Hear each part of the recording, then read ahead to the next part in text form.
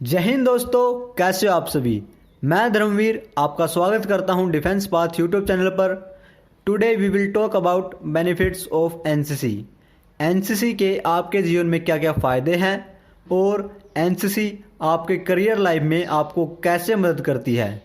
तो चलो आइए बिना देर किए शुरू करते हैं।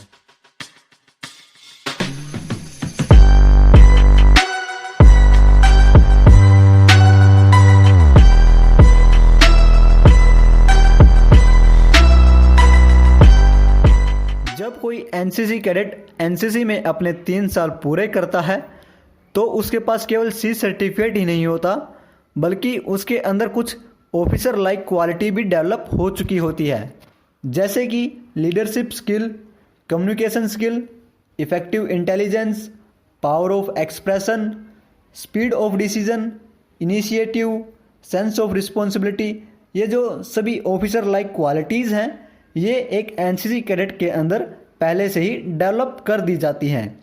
इसीलिए जो डिफेंस में ऑफिसर लेवल एंट्रीज होती हैं, वहाँ पर एक एनसीसी कैडेट का कोई भी रिटन एग्ज़ाम नहीं होता, डायरेक्ट उनको एसएसबी इंटरव्यू के लिए बुलाया जाता है।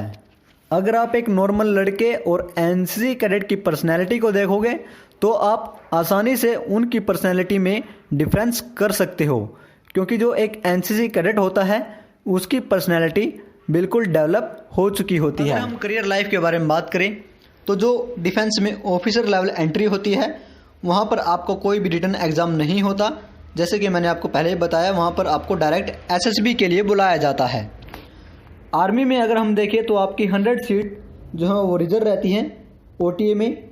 जो 100 सीट आपकी पर ईयर ओटीए में रिजर्व रहती हैं और 10% जो है वो वुमेन के लिए रिजर्व रहती हैं। ऐसे ही आपकी नेवी में जो है 6 सीट यानी कि 6 सीट पर कोर्स जो है आपकी नेवी में रिजर्व रहती हैं। और एयरफोर्स में भी ऐसे ही 10% वैकेंसी है जो सभी कोर्सेज में एनसीसी कैडेट के लिए रिजर्व रहती है। और जो अब हम देखते हैं, जैसे कि आर्मी नेवी एयरफोर्स में जो जेसीओ एंट्री होती है, वहाँ पर आपको 5 से 10% जो है बोनस मार्क्स दिए जाते हैं। इसी प्रकार से आपको बोनस मार्क्स दिए जाते हैं सीएपीएफ या फिर paramilitary force, CAPF paramilitary forces, department of telecommunications में आप जो है गैजेट ऑफिसर के लिए अप्लाई कर सकते हो इन सीआरपीएफ। और जो आपको स्टेट सर्विसेज जैसे कि स्टेट पुलिस हो गया या फिर फॉरेस्ट डिपार्टमेंट हो गया या फिर प्राइवेट सेक्टर हो गए, वहाँ पर भी आपको जॉब में प्रेफरेंस दी जाती है। 7th पॉइंट में क्या है, आप जो है एम्प्लॉयमेंट विद इन एनसीसी, यानी कि आपको एनसीसी के अंदर ही जॉब भी मिल सकती है, जैसे कि वर्ल्ड टाइम लेडी ऑफिसर या फिर गर्ल कैडेट इंस्ट्रक्टर, एरो या फिर शिप मॉडलिंग इंस्ट्रक्टर। ये जो सभी पोस्ट हैं ये आपको दी जा सकती हैं अगर आपके पास पहले से ही एनसीसी है। और जो एयरफोर्स एकेडमी है, वहाँ पर गर्ल्स के लिए 5% सीट्स जो है वो रिजर्व रहती है, यानी कि जो गर्ल्स हैं उनके पास अगर सी सर्टिफिकेट है तो एयरफोर्स एकेडमी में गर्ल्स के लिए 5% सीट्स रिजर्व रहती हैं। और जो एनसीसी स्पेशल एंट्री होती है, उसकी अगर एजुकेशनल क्वालिफिकेशन के बारे में देखें तो आपके पास कोई भी बैचलर डिग्री होनी चाहिए और उस डिग्री में आपके कम से कम 50% मार्क्स होने चाहिए तीनों साल के मिलाकर। और अगर आप कैट एंट्री या फिर इंडियन नेवी एंट्रेंस टेस्ट में अप्लाई करते हैं तो वहाँ पर यह कंडीशन थोड़ी अलग है, क्योंकि वहाँ पर आपकी बैचलर डिग्री के साथ आपके कम से कम 60% मार्क्स होने चाहिए। अदरवाइज़ जो सीडीएस एंट्री में जो आपकी ये एनसीसी स्पेशल एंट्री होती है, वहाँ पर आपके कम सिर्फ 50% मार्क्स मांगे जाते हैं। अगर आप आर्मी की बात करें, आर्मी में जो आपकी जेसीओ या फिर अदर रैंक के लिए जो आपकी एंट्री होती है, वहाँ पर आपके जो एनसीसी का जो ए सर्टिफिकेट है तो उसके लिए मिलेंगे आपको 5 मार्क्स और एनसीसी बी सर्टिफिकेट के आपको मिलेंगे 10 मार्क्स। ऐसे ही आपके एनसीसी सी सर्टिफिकेट के लिए आपको मिलेंगे 15 मार्क्स। यहाँ पर ध्यान देने योग्य बात यह है कि जो सोल्जर जीडी और ट्रेडमैन के लिए अप्लाई करते हैं और उनके पास जो है सी सर्टिफिकेट है तो उनको टेस्ट देने की कोई आवश्यकता नहीं है। उनका जो रिटन एग्ज़ाम है वो माफ़ कर दिया जाएगा। अदरवाइज़ जो सोल्जर क्लर्क, टेक्निकल या फिर नर्सिंग के लिए अप्लाई करते हैं उनको केवल 15 मार्क्स का जो है बोनस दिया जाएगा इन CEE कॉमन एंट्रेंस एग्ज़ाम।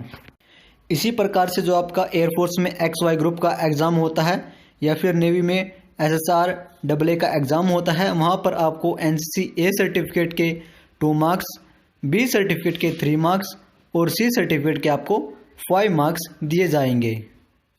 अब बात कर लेते हैं फाइनेंशियल असिस्टेंस और स्कॉलरशिप्स के बारे में। अगर कोई NCC cadet during NCC camp जो है उसकी डेथ हो जाती है तो उसको 5 लाख रुपये दिए जाते हैं उसके परिवार को, और परमानेंट डिसेबिलिटी के अंदर भी उसको 5 लाख रुपये दिए जाते हैं, और टेम्परेरी डिसेबिलिटी के लिए उसको 1,75,000 रुपये दिए जाते हैं उसके परिवार को। और अगर अदर एक्टिविटीज़ में NCC कैडेट की जो है डेथ हो जाती है तो वहाँ पर एक NCC कैडेट के परिवार को 4,50,000 रुपये दिए जाते हैं। परमानेंट डिसेबिलिटी में भी यही 4,50,000 और टेम्परेरी डिसेबिलिटी में 1,75,000। अब जो स्कॉलरशिप है वहाँ पर एक NCC कैडेट को जो है 66,000 की जो है पर कैडेट जो है स्कॉलरशिप दी जाती है। वो आपके 1,000 NCC कैडेट जो है हर साल आपके जो बेस्ट कैडेट होते हैं वो एकेडमिकली या फिर NCC में जो बेस्ट कैडेट होते हैं उनको जो है आपकी 6,000 स्कॉलरशिप अवार्ड की जाती है। और अगर जो NCC में बेस्ट कैडेट चुना जाता है तो उसको 4,500 या फिर जो सेकंड बेस्ट कैडेट होता है उसको 3,500 का अवार्ड दिया जाता है। इसी प्रकार से जो स्टेट गवर्नमेंट है उनके जो पुलिस सर्विस या फिर transport department, forest department, excise department होते हैं, वहाँ पर NCC कैडेट को जो है अलग से छूट प्रदान की जाती है। जैसे कि आप सामने देख पा रहे होंगे, आंध्र प्रदेश में एकेडमिक फील्ड में और एम्प्लॉयमेंट फील्ड में जो आपके NCC के जो बेनिफिट्स है वो आप सामने देख पा रहे होंगे। 1% seat reserve in each course of engineering college, medical courses, MBA, MCA, MA, MCOM, MSc degree या डिप्लोमा कोर्सेज जो है वहाँ पर आपकी 1% सीट रिजर्व रहती हैं। और ऐसे ही एम्प्लॉयमेंट में आपको 5% मार्क्स जो है दिए जाते हैं, जैसे कि आप सामने देख पा रहे होंगे। इसी प्रकार से जो है ये सब स्टेट के बारे में यहाँ पर दिया गया है। मैं आपको इसकी PDF प्रोवाइड कर दूंगा जिसे आप डिस्क्रिप्शन में से डाउनलोड कर सकते हैं। अगर आप NCC कैडेट हो तो आपको 26 जनवरी पर राजपथ पर परेड करने का भी अवसर मिल सकता है।